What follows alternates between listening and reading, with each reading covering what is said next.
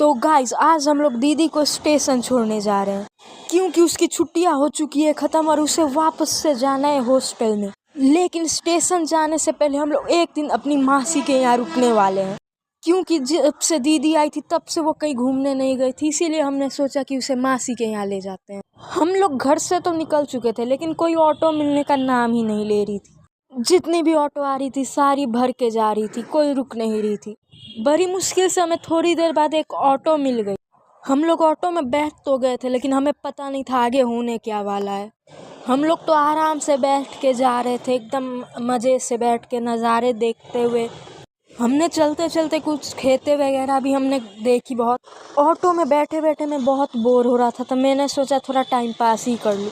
मैं time pass कर ही रहा था तभी मैंने देखा कुछ ये ऑटो वाले अंकल ने ऑटो की स्पीड एकदम स्लो कर ली थी। जब आगे बढ़ के हमने देखा तब पता चला वहाँ तक कुछ पेड़ की टहनियाँ गिर चुकी थी। और यही सब देखते देखते हम लोग पहुँच गए बीरगंज, जहाँ हमने कुछ स्टैचूज़ देखे। स्टैचूज़ देखते देखते पता चला यहाँ एक जिराफ भी खड़ा है।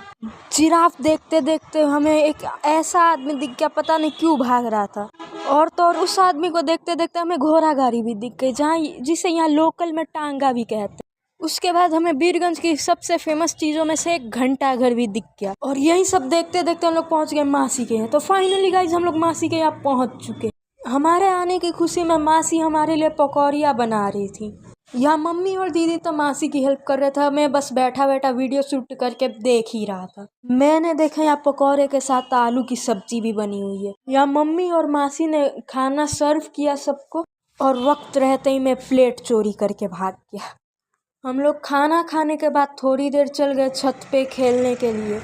थोड़ी देर बैडमिंटन खेलने के बाद सबकी हालत ख़राब हो चुकी थी। नीचे आके देखा तो सब कोई बाज़ार जाने की तैयारी कर रहे थे मुझे छोड़ के। सिर्फ मम्मी, मासी और दीदी बाज़ार जाने वाले थे। इसी के गम में मेरी मासी की बेटी यानी मेरी बहन मुंह फुला के बैठ गई थी क्योंकि उसे भी तो बाज़ार जाना था ना। यहाँ पर सब तैयार हो रहे थे और बस मैं देख ही रहा था और देख ही रहा था और देख ही रहा था। देखते देखते सब तैयार हो गए। जो थोड़ी देर पहले मुंह फुला के बैठी थी अब वो खी खी खी हंस रही थी। तो इसी के साथ ब्लॉग होता है एंड, तब तक के लिए बाय बाय।